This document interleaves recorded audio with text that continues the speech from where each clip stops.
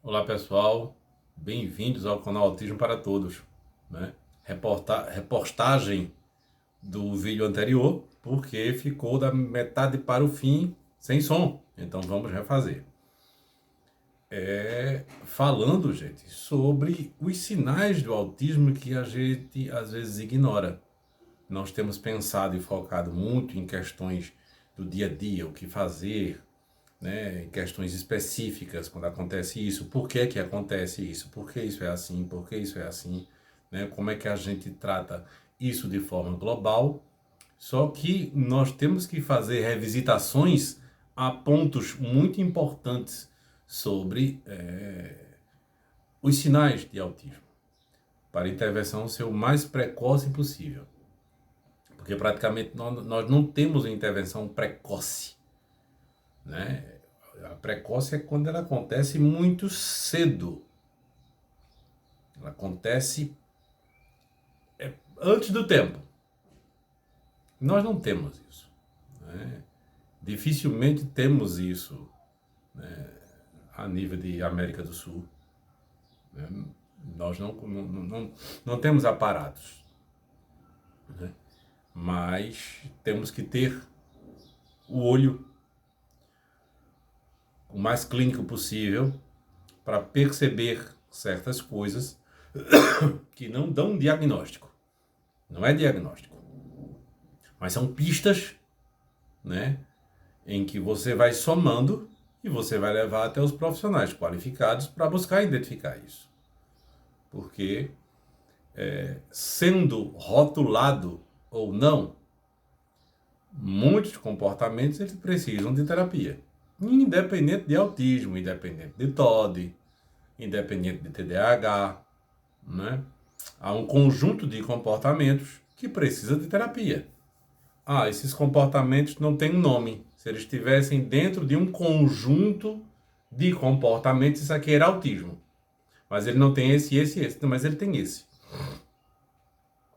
Não importa o rótulo que nós coloquemos, aquela criança ela precisa, né, ter um pouco mais de atenção, ela precisa de cuidados psicopedagógicos, devido a algumas dificuldades. Ela precisa de um treino ocular, porque ela se dispersa por causa da dificuldade do foco. Ela sente dores que não consegue expressar. Então vai se tratar essa dor e vai se ver que era essa dor que fazia ela não ter atenção nas questões.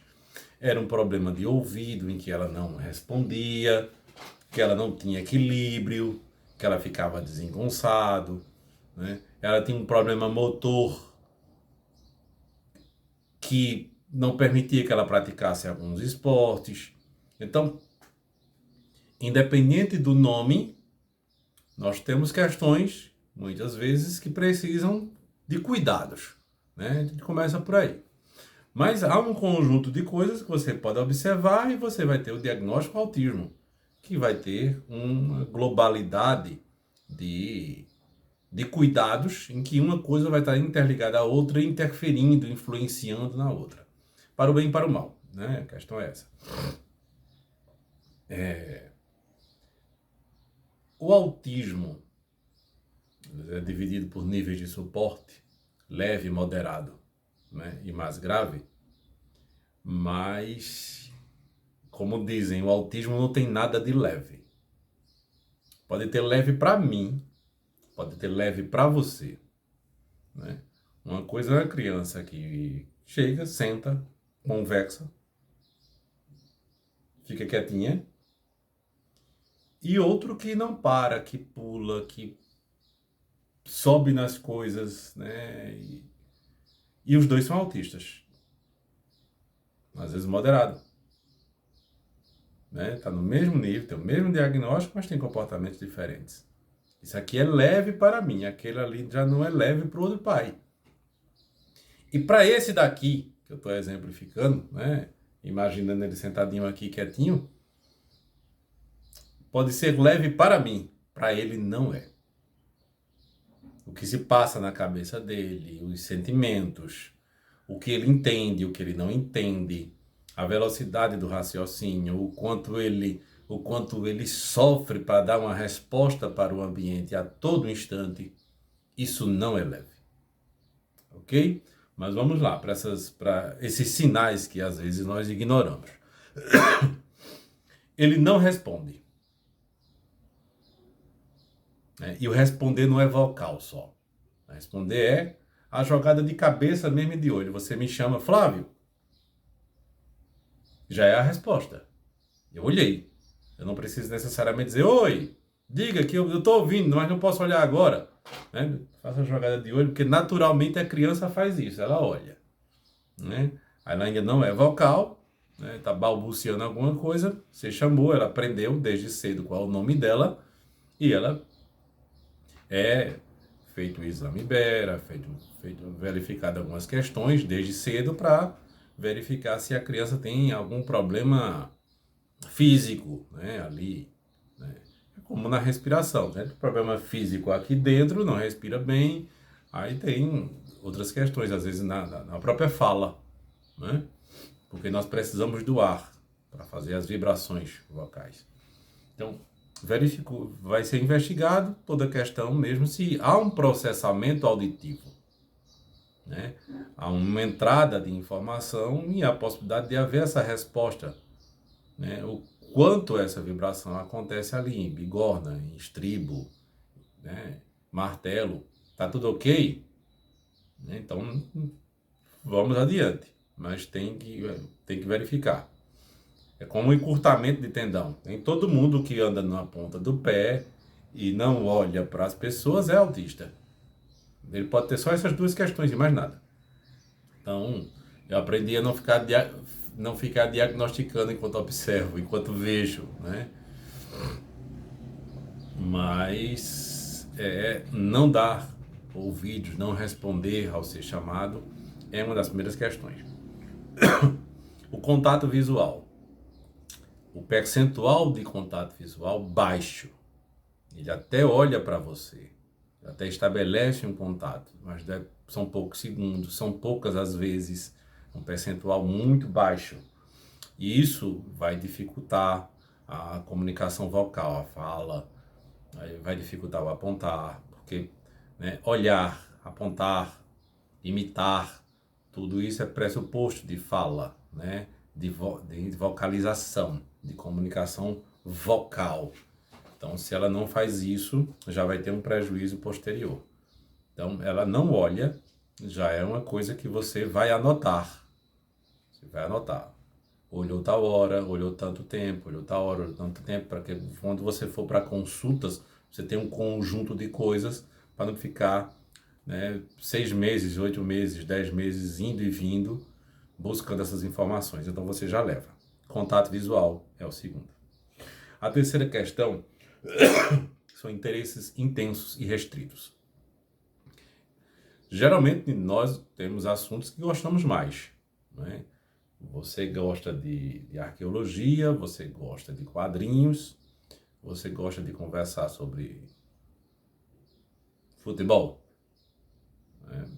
Ou conversar sobre cérebro e mais nada. Mas no social você consegue conversar isso e aquilo, tal, mas há interesses restritos. Não é só assim. O autista ele tem um focos mesmo. Ele gosta disso, disso, disso e disso. E é extremamente difícil para as pessoas introduzirem outras questões para ele, além desses interesses restritos, como para ele é difícil. Porque ele não vê sentido em introduzir outras coisas se aquilo ali é o que está bom e ele está bem com relação àquilo.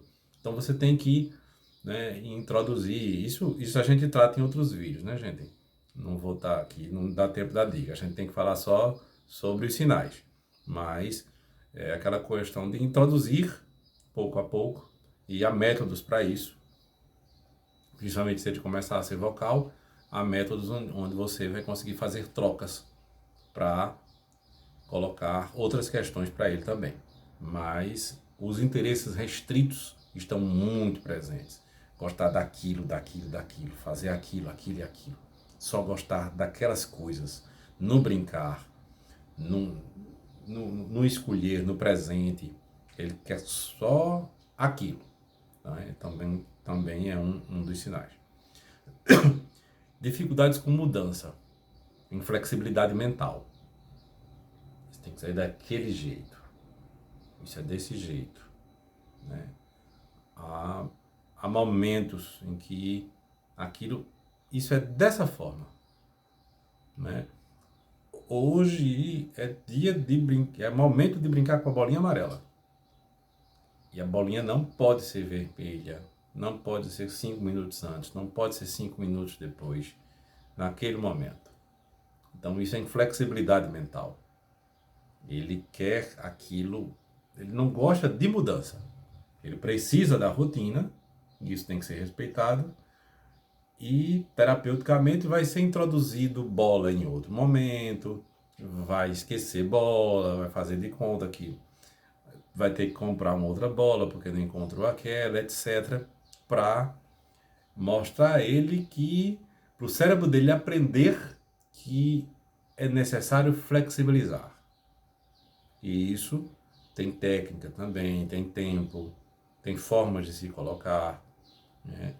Tem que saber administrar a crise que vai vir em virtude disso, né? Mas a vida tem que ser apresentada a eles com muito amor, com muito carinho, com resiliência, porque você vai na dor com ele, né? Desculpa, gente. Não. Estereotipias, que são movimentos voluntários, intencionais. Ele quer fazer aquilo, ele precisa fazer aquilo, são movimentos repetitivos. Tem muito flapping, tem girar, tem pular. Então, ele está sentindo alguma coisa, está acontecendo alguma coisa ali, ele vai fazer esse movimento. O vento mudou, a temperatura mudou, ele lembrou de alguma coisa, está sentindo alguma coisa, o ambiente interno ou externo interferiu em alguma coisa, ele vai fazer movimentos estereotipados, né? São movimentos repetitivos, constantes, voluntários e intencionais. O transtorno obsessivo, o antigo TOC, né? O antigo transtorno obsessivo compulsivo, né? Às vezes está presente também, mas muito mais pela ansiedade, né? É muito mais de outras sensações do que uma estereotipia, né? Tem essa diferença. Atraso na comunicação, que é um outro ponto em que é o que chama a primeira atenção, né? O atraso na comunicação. E a gente vê muito atraso na comunicação na questão vocal. Só que o atraso na comunicação é muito mais amplo do que isso. Eu já disse aqui, 7% da nossa comunicação humana ela é vocal. O restante é silenciosa, né? O jeito como olha, o sorriso, o canto de boca, a expressão de mãos, braços, perna, tudo. A posição que se senta, como se arrumou na cadeira, o ombro. Você se comunica muitas vezes com as pessoas dessa forma.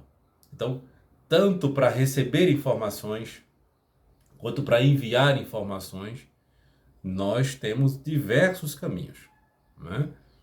Então, a análise do atraso, ela leva em consideração tudo isso. Porque o autista também ele tem dificuldade nessa leitura de expressão do outro. Então, se ele tem essa dificuldade de visualização, de leitura, e ele também já vem de uma dificuldade de imitação, ele não vai conseguir fazer essa comunicação expressiva, não é? Ele tem que ser ensinado. E aí a comunicação dele vai melhorar, ele vai ler o ambiente, ele vai começar a entender as regras, os rituais dos diferentes lugares e essa comunicação vai melhorando. Mas há uma dificuldade de comunicação no geral. Outra coisa mais ampla são os sinais sensitivos, né? A questão dos 7 sentidos, né? O olho, que precisa constantemente de estímulo, né? para aproximar, para criar sombras, para fazer alguma coisa do tipo, né? Sabe, colocar coisa na boca, o som, ele pode se aproximar para ouvir ou se afastar, ou incomodar muito aquilo, né? O cheiro, que ele cheira as coisas para sentir, não é para saber se está cheiroso ou fedendo. Não é essa. Às vezes ele não tem nem esse filtro, esse conhecimento. É para sentir mesmo. Então, o tato, a própria mudança de temperatura, que para você não é nada, para ele pode significar muito, né? Então, propriocepção, a consciência de força, de toque, né? Equilíbrio, a questão do sistema vestibular, o equilíbrio, a percepção, aquelas coisas meio desengonçado, né? Com relação à própria percepção e ao sistema vestibular, são coisas que mexem muito com ele. Então, os 7 sentidos, eles também estão envolvidos nessa questão e podem aparecer sintomas nesse sentido. Sintomas não, pode aparecer sinais. E uma outra questão é o isolamento. Tudo isso é tanta informação, é tão ruim, a compreensão do outro com relação ao que eu faço é tão ruim, é tão custoso ir em busca daquilo, compreender aquilo e fazer aquilo, seja por uma questão motora, seja por uma questão cognitiva, que eu prefiro não fazer, eu não gosto de fazer, eu me esquivo de fazer, eu fujo e brinco sozinho, né? No mundo típico é importante o brincar sozinho, no atípico também é importante brincar sozinho. Mas há momentos e momentos em que você tem que interferir para que haja a leitura da presença do outro, né? A troca de turnos, em que é minha vez e sua vez, o emprestar o brinquedo, o perceber que o outro está ali e que você não pode empurrar para passar. Tem todo um monte de pré-requisito que tem que ser trabalhado para ele poder se colocar como agente no mundo e perceber os outros como agente no mundo dele. Isso é muito amplo, isso é muito complexo e não se faz do dia para a noite batendo papo com ele. Comportamento é ensinado com comportamento, é fazendo, ele vendo, ele vivendo, não é você explicando, tá? Mas fica, né, a concentração do vídeo aqui é com relação aos sinais. Então, os primeiros sinais são esses. Anote, né? Se você está acontecendo isso aí, comenta com a gente aqui. Se você vê esses sinais aí com os seus pequenos, se você vê em algum ambiente, dê um toque para as pessoas. E quem está vendo o vídeo e está passando por isso, comece a fazer suas próprias anotações desses comportamentos, a qualidade desses comportamentos, uma descrição muito objetiva. Houve isso, ele fez isso. Não bote o que, não precisa colocar o que você acha, senão você vai esquecer de descrever exatamente. O copo caiu. Eu acho que o copo caiu por causa do vento. O copo caiu. O que aconteceu quando o copo caiu? Teve um som. Esse som, entendeu, gente? Objetividade, ok? Muita paz a todos, tudo de bom. Forte abraço. Tchau, tchau.